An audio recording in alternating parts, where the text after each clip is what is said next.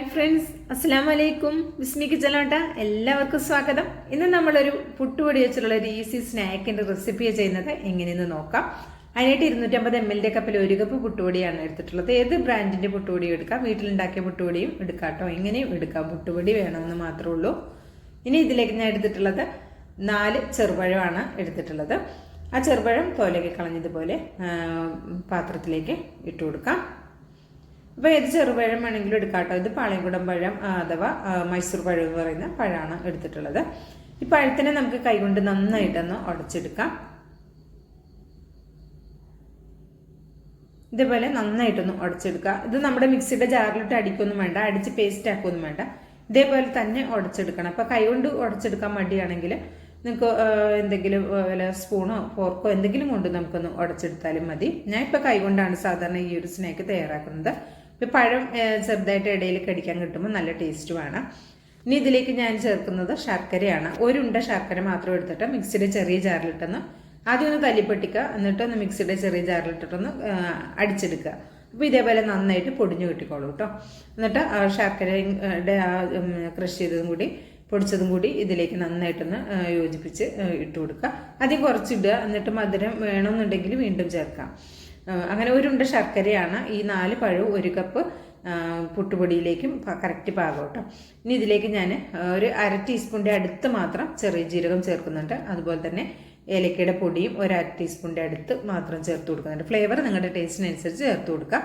ഈ 2 പൊടികളും കൂടി ചേർത്തിട്ട് നന്നായിട്ടൊന്ന് മിക്സ് ചെയ്തെടുക്കുക. ജീരകത്തിൻ്റെ പൊടി ഇല്ലെങ്കിൽ ജീരകം ഒന്ന് നന്നായിട്ട് ചതച്ചിട്ട് ചേർത്ത് കൊടുക്കുക മതി കേട്ടോ. എന്നിട്ട് പുട്ടുപൊടി ഇതിലേക്ക് കുറച്ചായിട്ട് ഇട്ട് കൊടുക്കുക. ഒന്നായിട്ട് ആദ്യം തന്നെ ഇട്ട് കൊടുക്കണ്ട. ഞാനിത് പുറത്തുനിന്ന് വാങ്ങിയിട്ടുള്ള പുട്ടുപൊടിയാണ്, അജ്മിയുടെ പുട്ടുപൊടിയാണ്. ഇപ്പം നിങ്ങൾ എടുക്കുന്ന ഓരോ പുട്ടുപൊടിയും ചിലപ്പോൾ വെള്ളം കുടിക്കുന്നതിൻ്റെ അളവ്, അതായത് ഈ പഴത്തിൻ്റെ ഈ നീര് വലിച്ചു കുടിക്കുന്നതിൻ്റെ അളവിന് വ്യത്യാസം വരും. അപ്പോൾ അതിനനുസരിച്ചിട്ട് പുട്ടുപൊടി കുറച്ചായിട്ട് ഇട്ട് നോക്കുമ്പോൾ നിങ്ങൾക്ക് അതിൻ്റെ കൺസിസ്റ്റൻസി മനസ്സിലാകും. എനിക്ക് ഈ 1 കപ്പ് ഫുള്ളായിട്ട് വേണ്ടി വന്നിട്ടുണ്ട്. അപ്പോൾ ഇത് നോക്കിയിട്ട് കുറച്ചിട്ടിട്ട് കുഴച്ചെടുത്താൽ മതി കേട്ടോ. പിന്നെ ഈ ഒരു സ്നാക്ക് നിങ്ങൾക്ക് മധുരം വേണ്ട, പഴത്തിൻ്റെ മധുരം മതിയെങ്കിൽ ആ പഴത്തിൻ്റെ മധുരം മാത്രം വെച്ചിട്ട് നമുക്ക് തയ്യാറാക്കാം. ശർക്കര അവോയ്ഡ് ചെയ്യാം കേട്ടോ. അപ്പോൾ നിങ്ങൾക്ക് ശർക്കര വേണ്ടെങ്കിൽ പഞ്ചസാര യൂസ് ചെയ്യാം. പക്ഷേ ശർക്കരയാണ് എനിക്ക് കൂടുതൽ ടേസ്റ്റായിട്ട് തോന്നിയിട്ടുള്ളത്. അപ്പോൾ ഈ മധുരമില്ലാതെയും ഉണ്ടാക്കാം. പഴത്തിൻ്റെ മധുരത്തിൽ മാത്രം മതിയെങ്കിൽ അങ്ങനെയാണെങ്കിൽ വെറും 2 ചേരുവ വെച്ചിട്ട് അങ്ങനെയും തയ്യാറാക്കി എടുക്കാം. ജീരകവും ഫ്ലേവർ ഒന്നും വേണ്ടെങ്കിൽ അങ്ങനെയും തയ്യാറാക്കി എടുക്കാം. ഫ്ലേവറൊക്കെ കൊടുക്കുമ്പോൾ കുറച്ചുകൂടി വെറൈറ്റി ടേസ്റ്റാണ്. ഈ ഒരു പരുവത്തിലാണ് ഇവിടെ കുഴച്ച് നമുക്ക് കിട്ടിയിട്ടുള്ളത്. അപ്പോൾ ഈ ഒരു പരുവത്തിൽ നമുക്ക് നുള്ളിയിട്ടത് ഫ്രൈ ചെയ്തെടുക്കാം.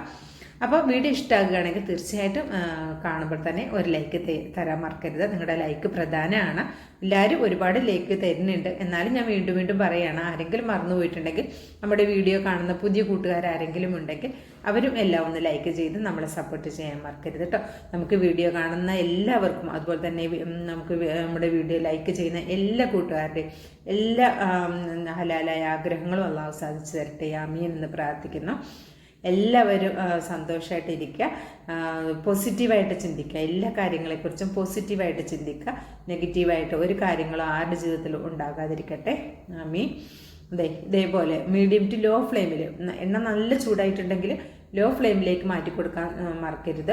അപ്പോൾ ഇതേപോലെ ഉരുട്ടിയിട്ട് കഴിയുമ്പോൾ എന്താ പറയുക, ഉള്ളു വേകണം. അപ്പോൾ ചെറിയ ഫ്ലെയിമിൽ ഇടുക. നല്ല ചൂടായിട്ടുണ്ടെങ്കിൽ ചെറിയ ഫ്ലെയിമിൽ ഇടുക, അല്ലെങ്കിൽ കരിഞ്ഞു പോകും കേട്ടോ.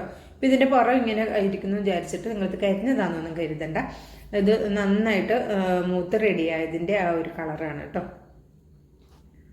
ഫോട്ടോയിൽ കുറച്ച് ഡാർക്കായിട്ട് തോന്നുന്നെന്ന് മാത്രമേ ഉള്ളൂ, വീഡിയോയിൽ. അപ്പോൾ അടുത്തതും ഇതേപോലെ ഇട്ട് കൊടുക്കാം. വളരെ കുറച്ച് എണ്ണ മതി, കുറഞ്ഞ ചേരുവ, നമ്മുടെ വീട്ടിലുള്ള സാധാരണ ചേരുവ മാത്രം മതി. ഇപ്പം നിങ്ങൾ പുട്ടുപൊടി പുട്ടിന് നനച്ചിട്ട് കുറച്ച് ബാക്കി വന്നിട്ടുണ്ടെങ്കിൽ അപ്പോഴും നമുക്ക് ഈ ഒരു സ്നാക്ക് തയ്യാറാക്കി എടുക്കാം കേട്ടോ. അപ്പോൾ ഇതേപോലെ ബാക്കിയുള്ളത് ഞാനിവിടെ റെഡിയാക്കി എടുത്തിട്ടുണ്ട്. ഇത് നമുക്ക് കോരി പാത്രത്തിലേക്ക് മാറ്റാം. അപ്പോൾ ഇത്രേ ഉള്ളൂ. ഈ ഒരു സ്നാക്ക് ഇത് ഇവിടെ എല്ലാവർക്കും ഒരുപാട് ഇഷ്ടമുള്ള സ്നാക്കാണ്. നല്ല ടേസ്റ്റാണ് കേട്ടോ ഇത് കഴിക്കുക. ഇതിപ്പോൾ നല്ല ചൂടുണ്ട്. കുട്ടികളിത് ഉണ്ടാക്കിയിടുമ്പോൾ തന്നെ പെറുക്കി കൊണ്ടുപോകും. അങ്ങനെയാണ് ഇവിടെ ഹസ്ബൻഡിനും കുട്ടികൾക്കും എല്ലാം ഇഷ്ടമാണ്. അപ്പോൾ തീർച്ചയായിട്ടും പുട്ടുപൊടി ഉണ്ടെങ്കിൽ ഉണ്ടാവും. ഓരോരുത്തരുടെ കൈ ഇങ്ങനെ വരുന്നുണ്ട്.